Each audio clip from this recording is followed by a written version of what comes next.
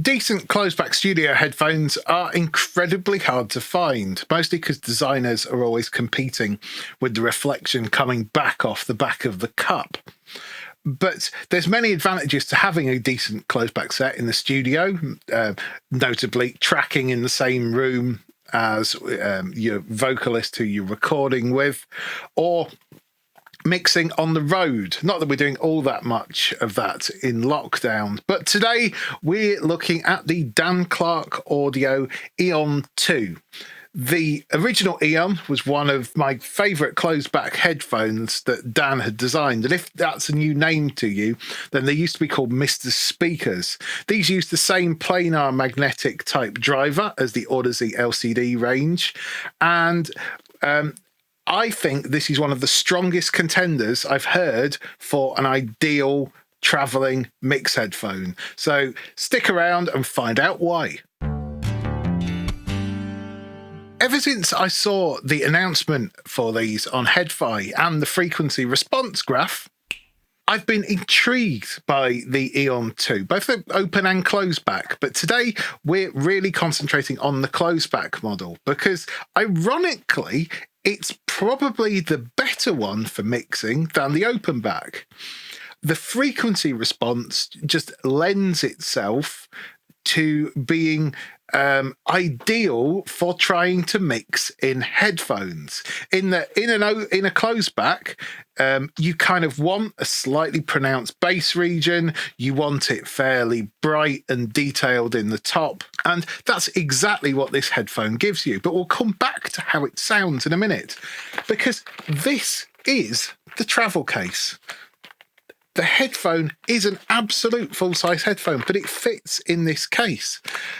This is the smallest travel case I've ever seen for a pair of full-size headphones, without exception.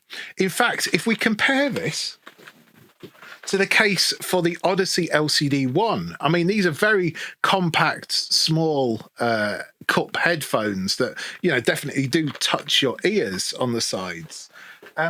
It's almost, I mean, it's smaller in 2 dimensions. It's a little bit thicker, but it's the whole design here, the design of the casing, the design of everything has been really well thought out. So we unzip the case, take the headphones out. There's a little slot there for the arms to fit in, and they sit in nicely. And you've got a pocket for the cable at the top. Headphones themselves, get them, pull them down, and that's it. All of the parts here are machine engineered. They're really lightweight, 320 something grams. Plastic, carbon fiber and metal construction. And their headband, although really simplistic, is incredibly lightweight. So with the new format of these videos, I'm going to be kind of marking up as I go along in various aspects rather than waffling and then coming back to it. So portability, 5 out of 5. Headphone designers, if you are trying to make portable full-size headphones, you would do a lot worse than buy a set of these and have a look at how he's done it. Build quality, 4.5 out of 5. The only thing I'm going to mark him down on is the headband. It's leather, it's slightly rough on the inside here, which is good because it kind of doesn't slip off, but I can see it wearing slightly after a couple of years, but he's thought of that. It's simply held on by a pair of screws, and you can easily replace that when the time comes. So incredibly good for that. Now let's talk about comfort. Well, as I said, these are 320 something grams, so about the same weight as the Odyssey LCD1, but full-size headphone, massive drivers. The cups themselves are enormous inside. At no point does that touch my ear on the sides. And what is more noticeable is the isolation. It is actually incredibly good. Fantastically comfy. The headband, although it looks simplistic, and it is simplistic, is perfectly adequate. Just move it up and down until the cups are centered on your ears. And there we go. Even with my massive Swede, it's not causing a problem. I'm going to mark these 8 out of 10 for comfort. The pads, although it's real leather, they can get a little bit warm in there, but you know, it's a closed back. What do you expect? Now let's talk about the cable for a second. It's a 2-meter cable, so a little bit longer than I'd ideally like, but great if you've got your synths on the other side of the room and you still want to keep your headphones on. Not so great to get caught up in your chair wheels. However, great solid braided cable. It's a little bit raggedy here because I've had it coiled up in the case. But braided, high quality, the fittings on either end, it's a mini jack and a 1/4-inch adapter, great quality, split into 2 Hirose 4-pin connectors. Now these are fairly rare in the headphone world, but they're also particularly good. They lock into place. And then you can just pull the ring to remove them. Pretty much top marks here, 4.5 out of 5. It's a great cable, and that should do you, albeit perhaps with a couple of tie wraps. Just before we dive into the tonal characteristics, it's a word about efficiency. And unfortunately, this is where these fall down slightly, because although they are, I believe, something like 13 ohms, so super low impedance, the sensitivity isn't very high. Realistically with these, the point that you need to drive them to, where the balance really is even and beautiful and everything makes sense, is probably the same point that's just above where your interface headphone output will go to. These deserve a much better headphone amp than your interface has got one built in. So you're looking for something, I'd say somewhere in the region 500 milliwatts to 1 watt of power would kind of be the region you want to be looking into. They will work with something lower, but there's a magic point with these, and it is when you drive them properly. I've got a little THX amp here, and on the medium setting, I'm about halfway up. And they are honestly fantastic at that. So when you do look at this, you have got to factor in a decent amp circuit, be that an analog amp that you could add onto your sound card via analog out, or a DAC amp, even a portable device if you're just using them with a laptop, like a Dragonfly Red or Cobalt. Or something like the ADI2 DAC from RME if you're particularly flush and are after something really good. Either of those are plenty of power to get to that real happy point, and of course leaving you a bit of headroom on top so you're not hitting saturation on the peaks. So with that, let's move on to exactly how they do sound. Starting off, dynamics and detail. Well, these, like I said, these are planar drivers, the same type that the Odyssey LCD series use, so they should have pretty excellent transients across the entire frequency spectrum, and they pretty much do. Dan has re-engineered the drivers on here so that all of the magnets and the driver structure are on the outside of the diaphragm, so there's nothing between the diaphragm and your ear to get in the way and interfere with the sound.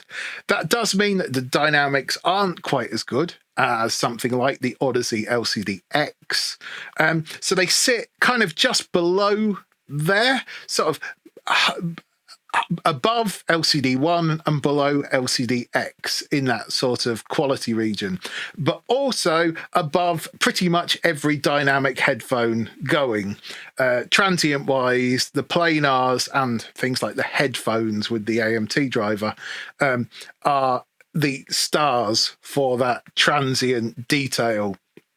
And so On both of these, I'm going to score them a 7 apiece. So dynamic 7, detail 7. However, this is quite a good detail level, similar to what you would get off a high-end set of speakers. If you're thinking about, for translation and the rest of it, you don't want too much detail. Mastering engineers might, but probably for mixing, you would prefer something that's a little bit more speaker-like. And this definitely is in the region of being as good as the best sort of speakers that you can get in the studio. So happy days there. Unfortunately, not quite as happy days is the soundstage. Now, it's not tiny by any extent, but it's not that expansive, wide space that you might get in an open back like the LCD series, and especially nowhere near the crazy horizon type soundscape that you get on the headphones.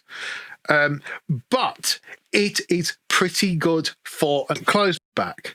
So I'm going to score it a 5. It's certainly enough for you to nail mixes with, and you absolutely should be using Can Opener with this. Now, tonal balance. Ever since I saw that first Headphone graph, I was really intrigued because it's got some awesome characteristics to that response. The bottom end is pronounced, but even. That step between 200 and 100, that brings up the kick drums and the sub bass uniformly. The top end is, again, even, fairly well balanced. The dip at about 10k is quite intriguing because 10k doesn't hold that much actual program information.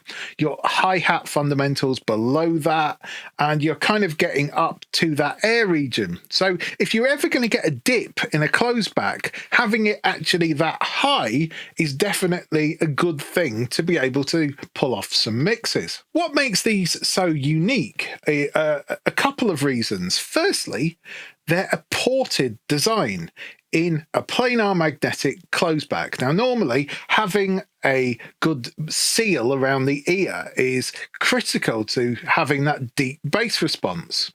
And you can see on the back here that they've got bass ports on either the back of either cup. What makes this so different is the fact that they actually extend the bass response. Normally, you'd expect that if you covered the ports, you'd increase the bass response, but this is the opposite way round. And what makes these doubly interesting is the fact that you can actually tune them in the analog domain in 2 ways. So the first way the headphone can get tuned are with these 3 filters. These come in the box with it, and you've got a lightweight foam, you've got a medium weight felt, and then this white denser felt. And actually, these do a fairly good job of taming the 2K plus region fairly evenly by between about 1 and 4 dB. Now, I'm going to disregard the white one because that's really 70s hi-fi aficionado tackle. But for the studio world, the lightweight foam may be beneficial if you have got younger, less abused ears than someone like myself, where I like a bright headphone, especially for hi-hat positioning. But if you are 20-something and you want to protect your ears a little bit, you may well find that it sounds a little bit too much out of the box, in which case the lightweight one will be your friend for the closeback. For the open back variant, which we're not technically talking about today because it does need a little bit more adjustment on the frequency response to make it a killer mix headphone, which I haven't had time to do yet. But there's a mid-weight felt, this black felt. This actually tones the frequency response down in the open back version to more like the closed. So if you do end up getting the open back version, then the mid-rate one would be a great choice for that. The second way you can tune these headphones is by changing the port size. So yes, you can have them fully open as default, or you can have them fully closed. Now, handily, I've got some quite thick stickers here that I got off the headphones review. And you can use that, use a sticker, cover up the port. You can also use your fingers to do this temporarily. And you'll see we put both of these onto my mini DSP ears rig, which, although isn't the most accurate at the higher frequency analysis, it's really good at the bottom end if you get a good seal around the ear. You can see on the graph that the original frequency response here is in green, and in purple is the one with it fully closed. So actually you get a really flat, even response down to kind of 100 hertz, and then it tails off. This can be quite insightful and a bit like using a smaller second speaker to hear what's going on with a slightly different take. So actually that could be quite handy as a second reference if you are mixing with these, especially as you can see on the open one, there is a bit of a dip. So between 300 and 150 hertz. You have got that dip in the frequency response before it picks up. So being able to close them off just evens that out and gives you a bit of better analysis over that region. Now, where this comes really interesting is the fact that you can part close the port. And I found that if I put the sticker about one, so the bottom third is open, and then we get a frequency response that's kind of halfway between the two, where it's a lot more even down into those sub-octaves and it picks up for that bottom octave. And this can be pretty insightful. So if we pull that up on the graph, and this is in red, you can see that we've decreased that dip that was centered at about 200, and it's now centered at about 170, but it's a little bit less severe. And then it just evenly goes until it picks up the same point at the very bottom notes. So the combination of these can actually mean that you can tweak these headphones without ever going near an EQ. And that's a pretty awesome thing to be able to do. So what do I recommend that you do with these to get the best frequency response for mixing? Well, for my 40-plus-year-old ears, I'm using them without the lightweight filter. If you're younger, you may well need to use that. And then I'm using it fully open on the port, and I'm going to do some very slight tweaks to the EQ. So if we pull up ProQ here, we just want to even out a little bit here on this bottom end. The bottom end is probably a little bit too much of a boost for accurate mix work. But if we basically take it down a couple of dB evenly from that sort of 100 hertz point, and then add a couple of dB just where that scoop is centered at 200, that really sorts out the bottom end response here, makes it lovely even, and you've just got that slight raise, which is good for when you're writing in headphones, especially if you haven't got something like a sub pack connected at the same time. The only other boost that I would like to do is a fairly, again, couple of dB in the higher mid-range, and it's just to bring out that sort of presence region a little bit more. With those EQ, this becomes really rather good. The final part of the puzzle is can opener. You've seen can opener before with some of my other reviews. You know, it's absolutely essential for something like the headphones, where we were using it with the hyper realistic mode.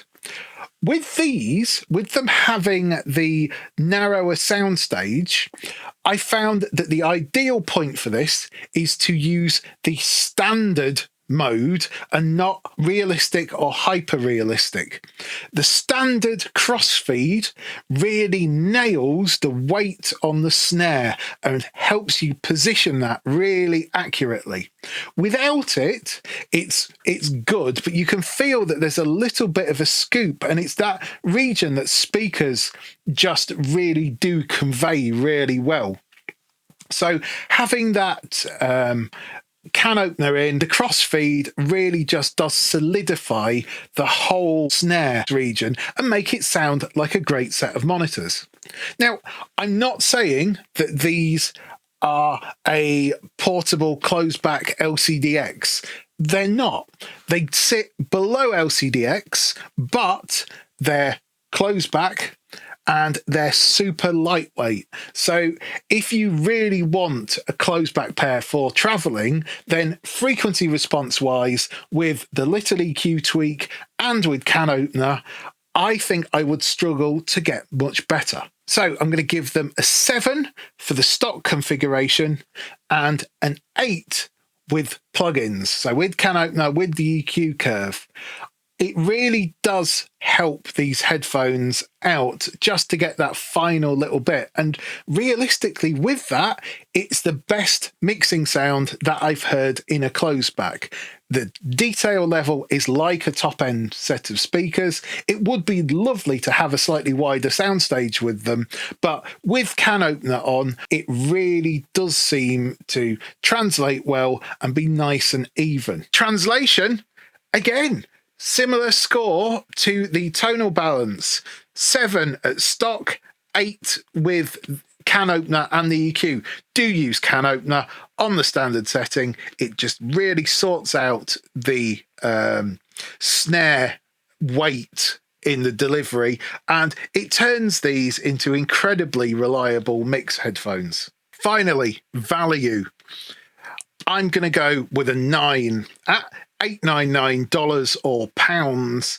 It's a fantastic price for such a detailed, accurate set of closed backs that are incredibly lightweight and portable. I can't think of a better headphone to take out on tour and try and do some mixes on the road. Dan Clark, I totally salute you with what you've managed to achieve with these headphones. All that's left to do is top them up. But before that, I do that, I kind of need to explain that no headphone will ever get 100% because it's got to be perfect in every way. It's got to be portable. It's got to be lightweight. It's got to be detailed. You're never going to score that. In fact, I very much doubt that a headphone is ever going to score 90. So realistically, you're looking that a fantastic score is 80%. And because, you know, there's always a compromise. Things like the Headphone have amazing drivers, but it's heavy. It's not portable. It's going to be incredible if they can put that type of driver into a lightweight headphone. But so you're going to get headphones that are lightweight, and also, is it too much detail? Is the translation not there? Is the frequency response not there? Has it been voiced for listening rather than mixing? All I will say with these is this is probably the finest portable mix closed back headphone on the market today. Just does well in so many ways. So total 67 out of 90 in the stock config, 69 out of 90 if you use can opener and the EQ. Absolutely fantastic score. It's not perfect, but you're never going to get perfection in a closed back. However, this is about the closest that I've come to that, and I'd recommend it to anyone who's planning to tour extensively and need to do stuff on the road, and work, you know, aeroplanes, airports, public spaces where you do need that closed back, or you want to use it for tracking as well. Would the talent sing better if they could hear better? Dunno. It's a concept you could always try with a really good set of closebacks, which these are. Dan Clark, superb job. More like this, please.